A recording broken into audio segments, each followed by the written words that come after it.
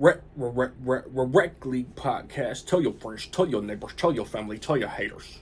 Available on Anchor, Spotify, Google Podcasts, Apple Podcasts, Radio Public, Good Pods, Pocket Cast, Breaker, and Stitcher. At Rec League Podcast on Facebook, YouTube, Instagram, TikTok, and Threads. At Rec League Pod on Twitter. Episode 139. Coming soon. Yo, whether you watching this from Facebook, Twitter, click the link in my Instagram or YouTube itself. What up, world? I just watched Despicable Me 4. It is the 6th overall Despicable Me franchise movie, obviously 4th in the Despicable Me franchise. It stars the voices of Steve Carell, Kristen Wiig, Will Ferrell, Miranda Cosgrove, Sofia Vergara, Joey King, Stephen Colbert, Chloe Fineman. It's directed by Chris Renaud. Steve Coogan is in this as well. Chris Renaud, I did not check what he has directed, but I'm assuming it is Illumination Entertainment releases, probably in this Despicable Me franchise. Gru makes a bust. Said bust escapes. Gru and family go into witness protection. Honestly, this is the best thing that Illumination has going for them. I think all these movies are good. Despicable Me 3 and the first Minions are kind of the low points for me. Every other movie in this franchise is hilarious. References to every movie are made in a very cool way. Voice acting, great. Animation, great. There are so many subplots and there are so many dumb subplots, but they're all funny. Like, if you've seen the trailers, you know that, like, some minions get superpowers.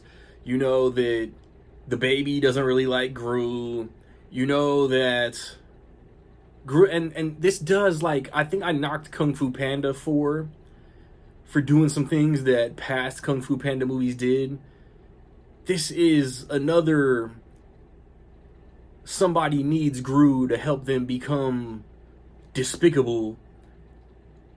So, like, plot points from previous movies are reused. So that's not really the most creative. But, and like, Will Ferrell might be the weakest villain in this franchise, but he's still funny. Like, the witness protection stuff is funny. I think the third act was kind of weak, or not particularly the third act, but the defeating of the primary antagonist was weak. But there's so many laughs. Like, Gru trying not to be himself is funny. The minions getting the superpowers is funny. The baby stuff is funny. And this is just a very consistent franchise. I wouldn't hate a Secret Life of Pets 3. We're going to get a Super Mario Brothers movie 2. I would like to see Illumination animate more Dr. Seuss. But Warner Brothers is about to do an animated Cat in the Hat. Like, I don't understand how one studio doesn't just have all the Dr. Seuss rights. But, tangent over. I mean, like, the enjoyment that adults are going to get out of this movie is just based on, what are you going to watch it for? Are you taking your kid, and if your kid likes it, you'll like it because your kid enjoyed it? Are you looking for in-depth story and world building? Like, it does that. The same way 3 did, the same way 2 did. I think, like, as long as they can keep cooking interesting stories, and Steve Carell still wants to.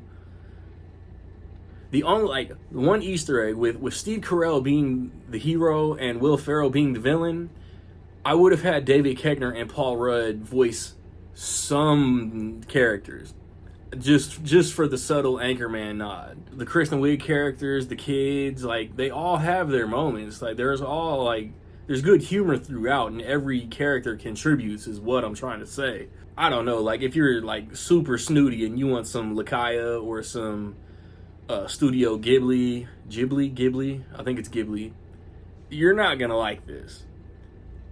If you just want to laugh, if you want to laugh at some goofy ass characters doing goofy ass shit, minions speaking Spanish gibberish, because that's what it is, you're gonna enjoy it, and I enjoyed it.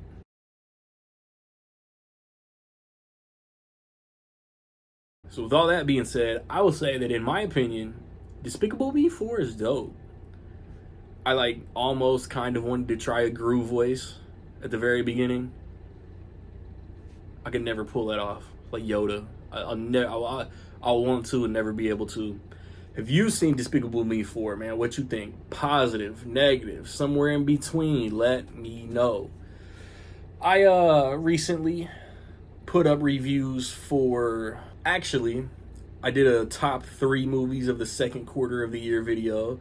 I reviewed A Quiet Place Day 1. The weekend before that, I reviewed The Bike Riders.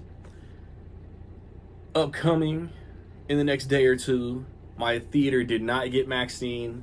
I'm super bummed. But Beverly Hills Cop Axel F, probably my one streaming review of the year, will be in the next 2 or 3 days. Next week, if it comes, the plan is to watch and review Fly Me to the Moon, Channing Tatum, Scarlett Johansson. And then the weekend after that, Twisters comes out. Be on the lookout, man. Rec League Podcast, even though it's technically already started,